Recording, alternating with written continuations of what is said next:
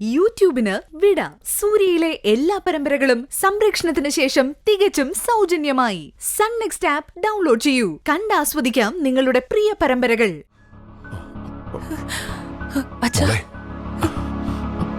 എന്താ പോലെ എന്താ ഉണ്ടായത്?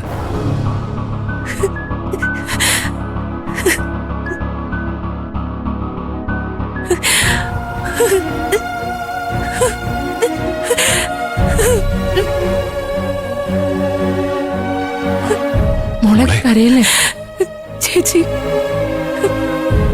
അല്ലെങ്കിൽ എന്താ പിന്നിന് പറ്റിയത്? അത് ചീരു ഓഫീസിലേക്ക് പോകുമ്പോ അവൻ ഇസ്തിരി ഇടുമായിരുന്നു. ഇവളങ്ങോട്ട് ഇറങ്ങി 5 മിനിറ്റ് ആയിട്ടില്ല. അത് ബനിയൻ ഇസ്തിരിപ്പെട്ടിന്ന് ഷോക്കേറ്റു. എന്റെ മോളെ, നിന്നെ വീണ്ടും വീണ്ടും ദൈവം ദുരിതത്തിലാക്കുകയാണല്ലോ. നിനക്ക് രക്ഷപ്പെടാൻ ഒരു ജോലി കിട്ടിയ ദിവസം തന്നെ വിനയൻ എന്താ കൊച്ചുകുട്ടിയാണോ? ഇസ്തിരിപ്പെട്ടിന്നൊക്കെ ഷോക്ക് ഏൽക്കാൻ? അമ്പിളി, അപകടം ആർക്കും എപ്പോ വേണമെങ്കിലും പറ്റാം. ബല, ഡോക്ടർ എന്താ പറഞ്ഞത്? അത് അച്ഛാ, ഈ മെഡിസിൻ വാങ്ങണം. നല്ല വിലയുള്ള മരുന്ന് ഇവിടെ കിട്ടാനുമില്ല. അനന്ത, ചീട്ടിങ് താ. എത്ര വിലയുള്ളതാണെങ്കിലും എവിടെ പോയിട്ടാണെങ്കിലും അച്ഛൻ കൊണ്ടുവരും. രഘു, നമുക്ക് പോവാം. അമ്മാവൻ ഇവിടെ ഇരുന്നാ മതി. മരുന്ന് ഞാൻ വാങ്ങിച്ചോണ്ട് വരാം. അമ്മാവനിവിടെ ചീരുവിന്റെ അടുത്ത് വേണം. എന്നാ പിന്നെ വേഗം പോട്ടോ. കൊടുക്ക. രഘു, ക്യാഷ് വെച്ചോ. അല്ല, അമ്മാവനത് കൈവച്ചോ, ആവശ്യം വരും. ഇത് ഞാൻ വാങ്ങിട്ട് വരാം.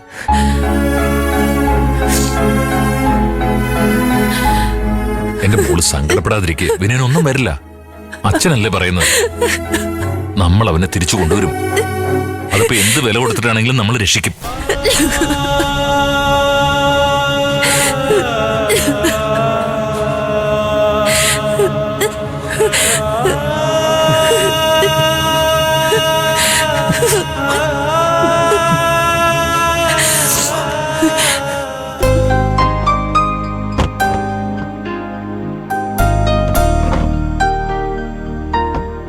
എന്തിനാ സത്യ ഇതൊക്കെ ആവശ്യമില്ലാതെ വാങ്ങിയത്?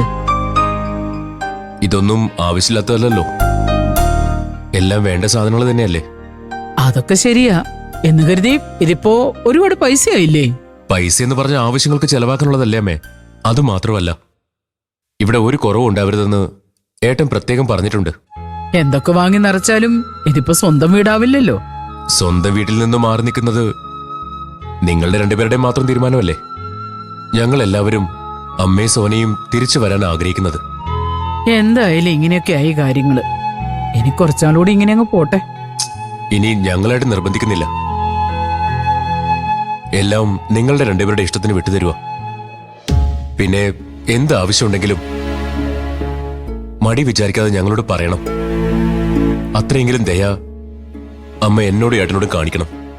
ആ, നീ എന്താ സത്യം ഇങ്ങനെയൊക്കെ പറയുന്നേ? എന്തൊക്കെ പറഞ്ഞാലും നീയും ഇന്ദ്രനും എന്റെ മക്കളല്ലാതെ ആവില്ലല്ലോ. നിങ്ങളുടെ പെരുമാറ്റത്തിൽ എനിക്ക് ദേഷ്യവും പിണക്കവും ഒക്കെ ഉണ്ട്, അത് സത്യമാ. പക്ഷേ എനിക്ക് നിങ്ങളെ തള്ളിക്കളയാൻ പറ്റില്ലല്ലോ. പിന്നെ അമ്മേ, എന്നെ ഏട്ടൻ ഇങ്ങോട്ട് പറഞ്ഞു വിട്ടത് വേറൊരു കാര്യം കൂടി പറയാൻ വേണ്ടിയാ. എന്ത് കാര്യം? എന്തെങ്കിലും പ്രശ്നമുണ്ടോ? ഒരു ചെറിയ പ്രശ്നമുണ്ട്. കഴിഞ്ഞ ദിവസം ശ്യാം വീട്ടിൽ വന്നിരുന്നു. ശ്യാമോ? അതെ. പക്ഷേ നമ്മുടെ ആ പഴയ ശ്യാം ആയിരുന്നില്ല അത്. നീ എന്തൊക്കെയാടാ പറയുന്നേ? പറയാം. സോന എവിടെ? എന്റെ ഭാര്യ എവിടെ? സോനെ, ഞാൻ വന്നു. നിന്റെ ശ്യാം തിരിച്ചു വന്നു.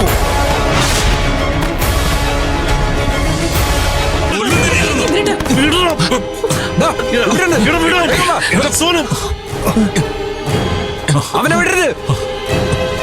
അഡിക്ഷൻ സെന്ററിൽ ചാടി വന്ന പേഷ്യന്റാ.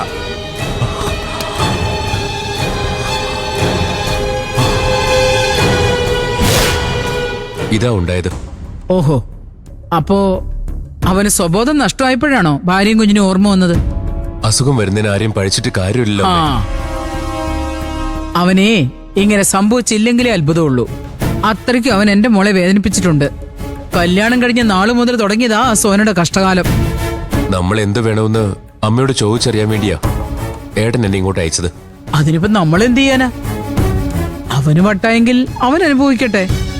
ദേ തൽക്കാലം ഇതൊന്നും സോനെ അറിയണ്ട. കഷ്ടപ്പെട്ടായാലും ജീവിക്കണമെന്നൊരു വാശി അവൾക്കുണ്ട്. അത് നശിപ്പിക്കണ്ട. അത് തന്നെയാ ശരിയെന്നാ എനിക്കും തോന്നുന്നത്. ശ്യാമിന്റെ അസുഖമൊക്കെ മാറി വന്നാ ബാക്കി നമുക്ക് ആലോചിക്കാം. അതെ അതെ, എന്റെ മകളെ ഉപേക്ഷിച്ച് പോയവനല്ലേ അവൻ. അപ്പൊ പിന്നെ അവനോട് സഹതാപത്തിന്റെ ഒന്നും ആവശ്യമില്ല. ശരി, അങ്ങനെ ചെയ്യാം. വൈകിട്ടെന്നാ ഞാൻ പോയി സോനയെ കൂട്ടിക്കൊണ്ടുവരാം. ആ, അത് നന്നായി. ഇവിടെ വരെ നടന്ന് കഷ്ടപ്പെടണ്ടല്ലോ അവള്. ശരി, എന്നാ ഞാൻ പോയിട്ട് വരാം.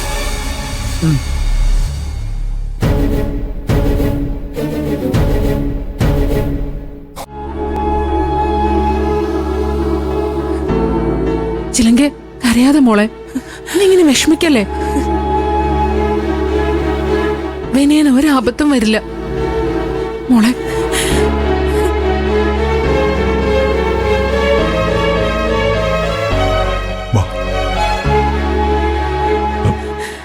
എന്താ ഉണ്ടായത്?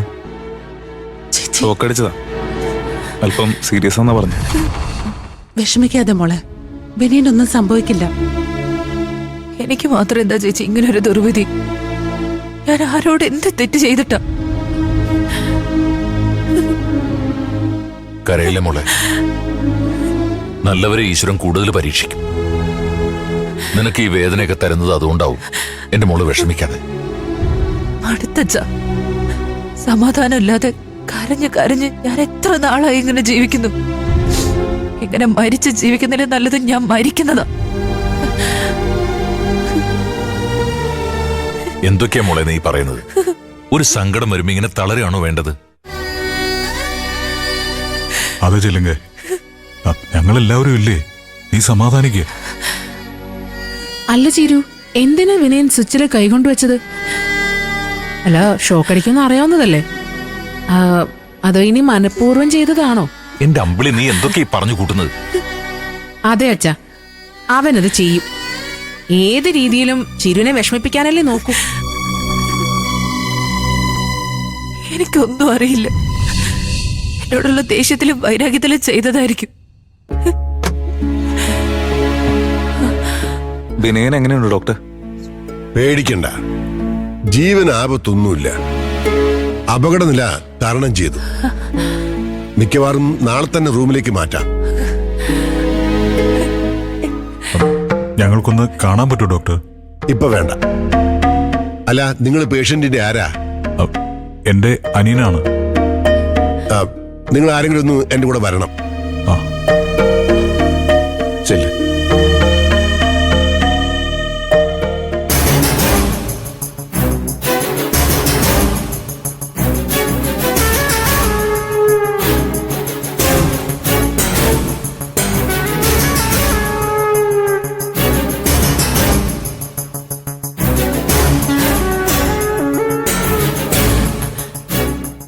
എന്താ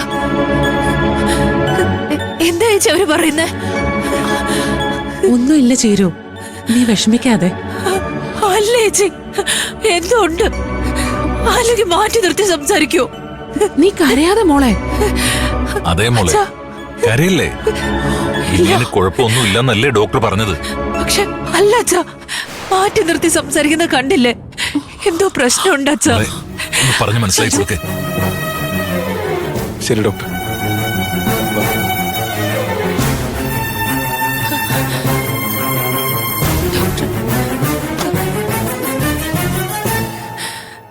എന്താ എന്താ ഡോക്ടർ പറഞ്ഞ?